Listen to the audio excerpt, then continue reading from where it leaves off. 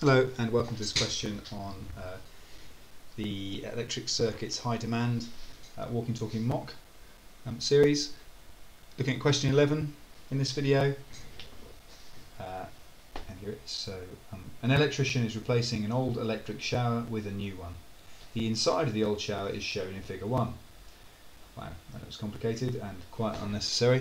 If you're not clear what a shower is, there it is. If the electrician touches the live wire, he will receive an electric shock.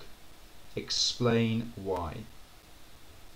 Okay, so this question here really, so if he touches the live wire, he will receive a shock.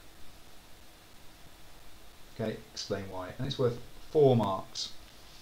So it's worth 4 marks, so let's put in our bullets 1, 2, 3 and 4.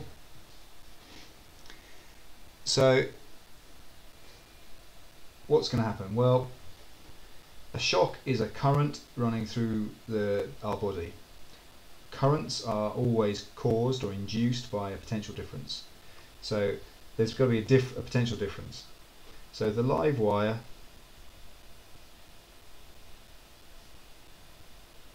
has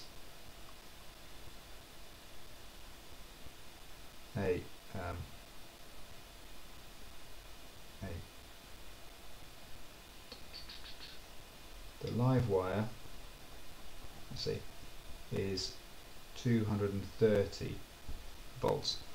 Okay, so it carries 230 volts. If the person touches it,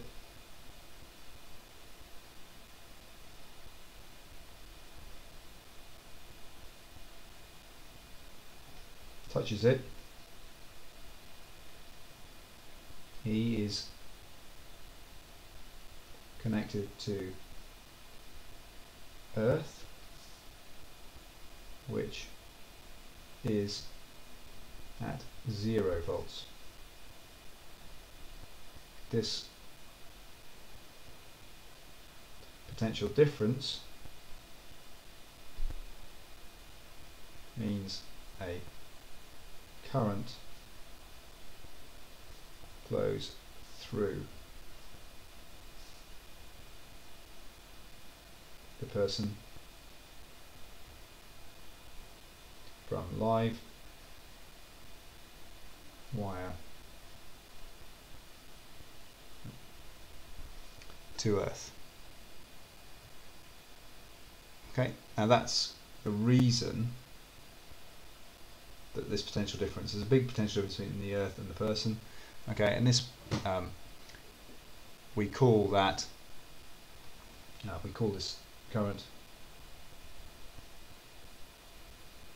This current is a shock.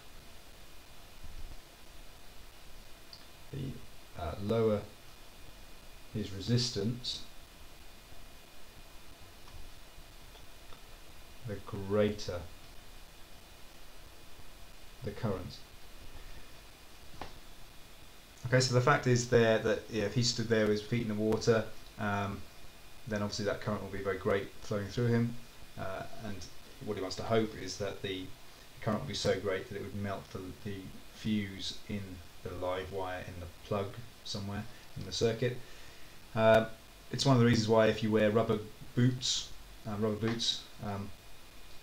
increase the resistance between you and the live wire, which means the current will be reduced, so you'll get less of a shock. The reasons why electricians use special screwdrivers with big plastic handles is so that that increases the resistance if they do happen to touch the wrong thing. Different electrical wires. Just opens up. Different electrical wires need to have cross-sectional area that is suitable for the power output. Figure 2 shows the recommended maximum power input to wires of different cross-sectional areas. Cross-sectional area, remember, is how thick that wire is. Okay, that's the area there of the wire. So we've got a graph here, cross-sectional area in millimeters squared, maximum power input in kilowatts there. The new electric shower has a power input of 13.8 kilowatts. Determine the minimum diameter, okay, diameter in bold, Okay, so that's going to be important, of the wire that should be used for the new shower. The diameter D can be calculated using the equation. D is this. A is the cross-sectional area of the wire. So let's see what we got here. So we need to know, we know the power input, so we know power is 13.8 kilowatts, which gives us an area of 13.8, where's that? 13.8 kilowatts. So we're looking, let's just have a look at the scale, it's quite difficult on this. There's 1, 2, okay, down here, 1, 2, 3, 4, 5. So 5 squares equals 2 kilowatts. So 1 square is equal to 2 divided by 5. 2 divided by 5. Oops. 2 divided by 5 equals 0.4 kilowatts. So I'm looking for, what do I want? I want 13.8. So 13.8. So I need 1.8 squares above that. So what's 1.8 kilowatts? So 1.8 divided by 0.4. 0.8 divided by 0.4 is equal to 1.8.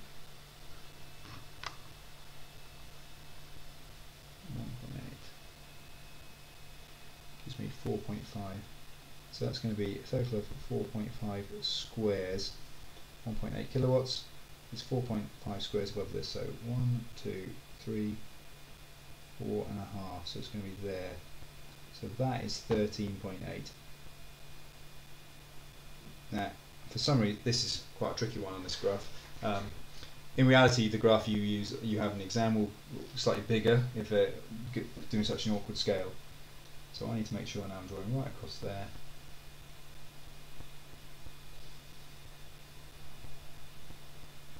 There and down.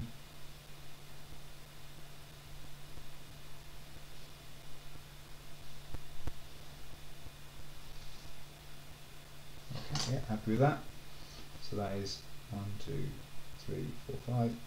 Okay, so I can do it in my head. That's each one is 1, 2, 3, 4, 5. So each one is 0.2. So 9.2, 9.4. So 9.4. So the area is 9.4 millimeters squared. Right. So I know that I've got to work out D is equal to the square root of 4a divided by pi. Let's just put this over here. So 4a is equal to, what's 9.4? 9.4 times 4 equals 37.6, 37.6, and let's then do 4a divided by pi, divided by, where's pi on this calculator? There we go, pi is 11.97. Okay, so the square root of that, so D is equal to the square root of 11.97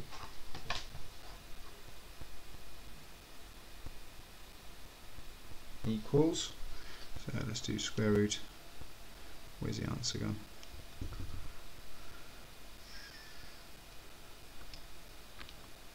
Equals, so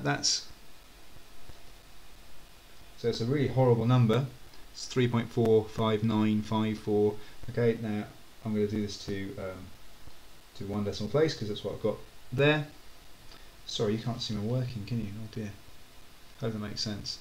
Well, it should do. If it doesn't make sense, it's not very good. So I'll put the formula over here. I've rewritten that formula here. I then wanted to work out 4a, so I did that over here. I put a line down the middle to make sure that that was separate. So 4a, then I did 4a divided by pi, which gave me that. And now I need to do the square root of pi, which I've just done, and that comes out as 3.5 to 1 dp, or 2sf. So my minimum diameter is 3.5 millimeters. Okay. The charge that flows through the new shower in 300 seconds is 18,000 coulombs. The new electric shower has a power of 13.8 kilowatts. Calculate the resistance of the heating element in the new shower. Write down any equations you use. Okay, it's worth 5 marks this. So it's a calculate question. We calculate resistance. I've got power. I've got charge. I've got time. Charge. Okay, and what else have I got? Well, I also know that, well, I also know the potential difference, but let's just leave that for a minute, because one of the equations that we need to be able to use is, so we know that charge is current times time. So the first thing I'm going to use is I need to work out, well, let's write down what I know. So I know time is equal to 300 seconds.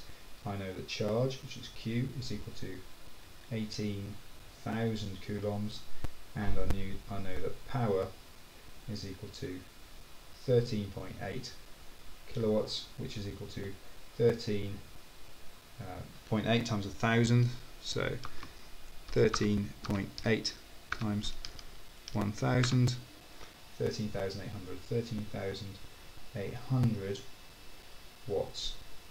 Okay, so I've probably just got a mark just by converting that there. Now what I want to do is I want to find out, I've got 2 equations here that I'm going to have to use. It's a 5-mark question, so it's likely that it's going to be a bit more complex. The equation I'm looking at relating to, that I know, to resistance, I've got to find the resistance. Well, I know that power is I squared R. Okay, that's an equation you need to know. Power is I squared R. I also know that I equals Q divided by T. Current is the charge each second. Okay, so if I could work out the current, I know the power. If I can work out the current, then I'll be able to work out R. So let's see. I is Q divided by T. So Q is 18,000. 18,000 divided by 300.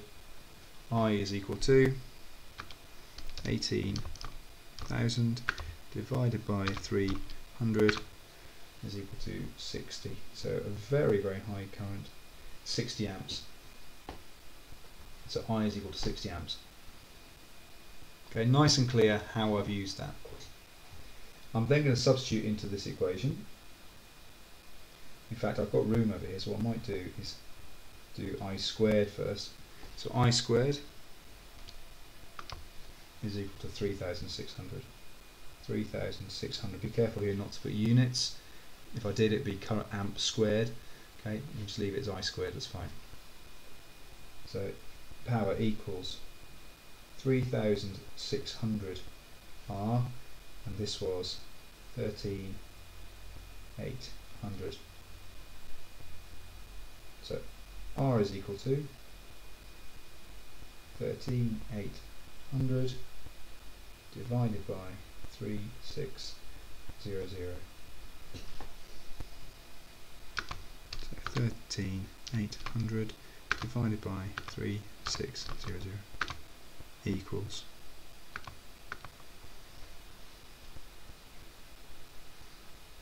this equals 3.83 recurring watts. Now in physics, you can't really leave that dot like that. I know in maths you use 3.83 recurring, and that's absolutely fine. In physics and in science you can't do that, you have to round. Okay, we always round. Now in this question here, if I just look, I've got a choice. I could either round to 3 significant figures if I wanted to, or 1 decimal place, or 2 significant figures because the value here is 2. If in doubt, 1 decimal place or 2 significant figures. So I would round this to 3.8 to 2 SF. Now it will tell you, oh, that's not watts either, is it? Sorry, it's ohms. It would tell you in the exam, this is an old exam question, it will tell you in the current exam if you have to round your answer. And if you get a long answer to that, an irrational number like that, then what you need to do, if it doesn't say round your answer, you've probably made a mistake. So that's a little bit of a check for you. If it says round your answer to 2 significant figures, then you're expecting a long decimal point number. If it doesn't say it, you're not expecting a long decimal point number. Okay, hope that's useful. Take care, see you soon.